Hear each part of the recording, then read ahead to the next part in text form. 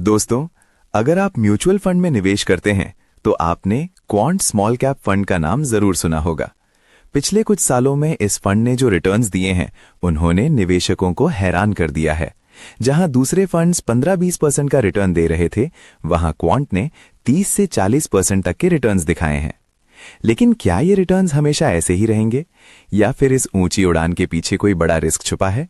आज के इस वीडियो में हम क्वांट स्मॉल कैप फंड का कच्चा चिट्ठा खोलेंगे। हम बात करेंगे इनके इन्वेस्टमेंट स्टाइल, रिस्क फैक्टर्स और क्या आपको इसमें अपना पैसा लगाना चाहिए या नहीं। वीडियो के अंत में मैं आपको अपना फाइनल वर्डिक्ट भी दूंगा। तो चलिए शुरू करते हैं। सबसे पहले यह समझना जरूरी है कि क्वांट बाकी एसेट मैनेजमेंट कंपनियों एएमसी से अलग कैसे है। ज्यादातर fund managers buy and hold strategy पर चलते हैं, यानी शेयर खरीदो और भूल जाओ। लेकिन क्वांट का तरीका अलग है। ये इस्तेमाल करते हैं वीएलआरटी फ्रेमवर्क। वी वैल्यूएशन, ये देखते हैं कि स्टॉक सस्ता है या महंगा। एल लिक्विडिटी, मार्केट में उस स्टॉक को लेकर कितना पैसा आ रहा है। आर रिस्क एपेटाइट, निवेशकों का डर और लालच कैसा है।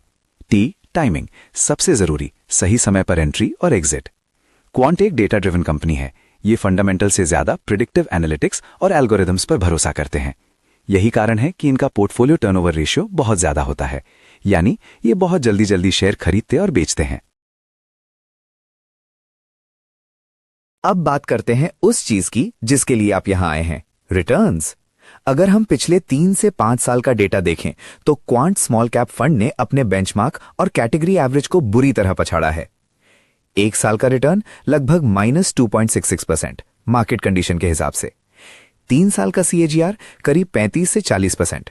5 साल का सीएजीआर लगभग 30% से ऊपर। इसका मतलब है कि अगर किसी ने 5 साल पहले 1 लाख रुपए लगाए होते तो आज उसकी वैल्यू कई गुना बढ़ चुकी होती।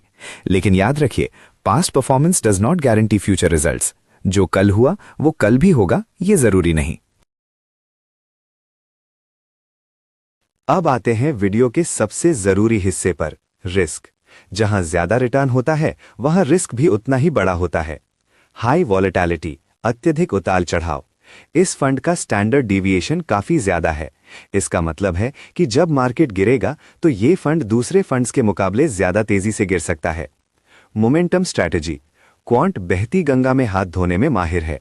जब तक मार्केट ऊपर है इनकी स्ट्रैटेजी कमाल करती है, लेकिन अगर मार्केट एक जगह रुक गया, साइडवेज या क्रैश हुआ तो इनकी एल्गोरिथम फेल भी हो सकती है।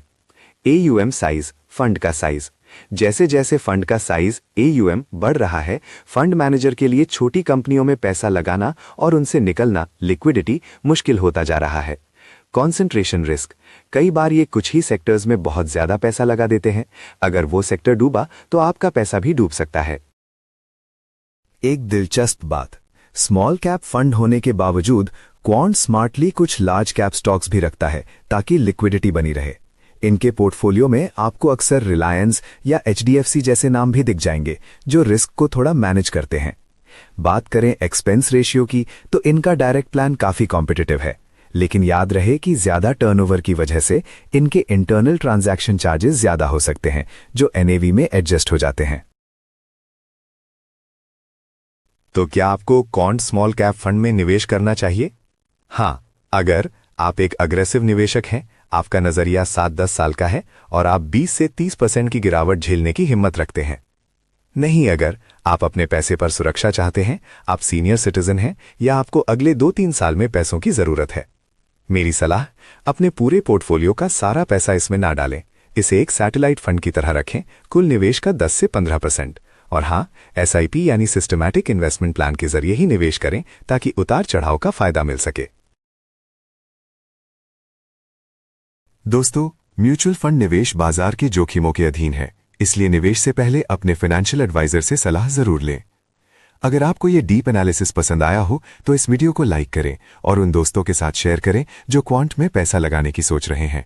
ऐसे ही डिटेल इन्वेस्टिंग वीडियो देखने के लिए हमारे चैनल को सब्सक्राइब करें और बेल आइकन दबाएं ताकि आप कोई भी अपडेट मिस ना करें। कमेंट में बताएं कि आपने क्वांट में इन्वेस्ट किया है। मिलते हैं अगले वीडियो में। धन्यवाद।